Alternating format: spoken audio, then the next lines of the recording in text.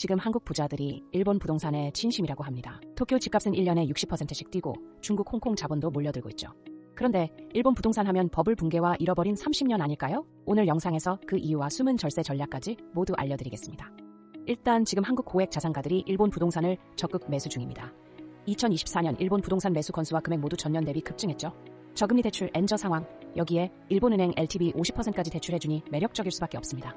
하지만 이 현상을 제대로 이해하려면 일본 부동산 시장이 어떤 과정을 거쳐 지금에 이르렀는지를 먼저 알아야 합니다. 일본 부동산 시장은 한때 세계에서 가장 뜨거웠던 시기가 있습니다. 1980년대 플라자 합의 이후 엔고가 진행되고 수출이 둔화되자 일본 정부는 내수를 살리기 위해 금리를 낮추고 부동산 규제를 완화했습니다. 그 결과 LTV 120% 대출, 저금리 정책으로 부동산과 주식시장 버블이 극대화됩니다. 도쿄 부동산 가격은 2년 만에 3배, 일부 지역은 10배 가까이 폭등했죠. 하지만 과열된 시장을 식히기 위해 90년대 초 정부가 금리를 인상하고 규제를 강화하면서 버블은 결국 붕괴됩니다. 일본 경제는 긴 침체기에 들어가고 부동산 시장도 장기간 얼어붙게 됩니다. 그리고 바로 이 시점부터 일본 부동산 시장의 성격이 완전히 바뀌게 됩니다. 가격이 좀처럼 올라갈 기미가 없자 시세 차익은 기대할 수 없었고 대신 절세 수단으로 활용하는 방식이 자리 잡습니다. 예를 들어 오래된 목조주택은 싸게 사서 감가상각 경비 처리로 소득세 절세에 활용됩니다. 그리고 또 하나 중요한 게 일본의 아파트라고 할 수 있는 타워맨션입니다. 타워맨션은 용적률이 높은 고층 건물이라 토지 지분이 적고 건물 비중이 큽니다. 일본 세법상 토지는 가치가 유지되지만 건물은 감가상각이 적용돼 시간이 지날수록 평가액이 계속 낮아집니다. 그래서 실제 시세에 비해 세법상 가치는 크게 낮아지고 상속세 평가액이 시세의 30% 수준으로 책정되는 겁니다.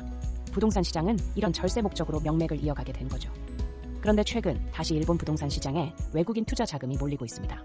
특히 도쿄와 오사카 같은 대도시 지역에 외국인 투자가 집중되며 가격이 다시 오르고 있는 상황입니다. 엔저의 부동산 시세 상승까지 기대하면서 중국과 홍콩 자본도 대거 유입되고 있습니다.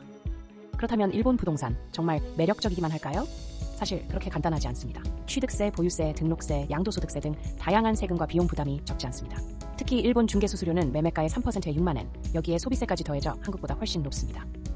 또 절세 및 양도세 절감을 기대하려면 최소 5년 이상 보유해야 하기에 단타로 접근하기도 어렵죠.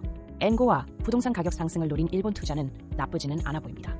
하지만 세금과 비용을 충분히 감안해야 하고 도쿄, 오사카 같은 핵심 지역 외 지역은 여전히 위험성이 큽니다. 지금 일본 부동산 투자할 만한 매력이 있을까요? 여러분 생각을 댓글로 남겨주세요. 영상이 도움이 되셨다면 좋아요와 구독도 부탁드립니다.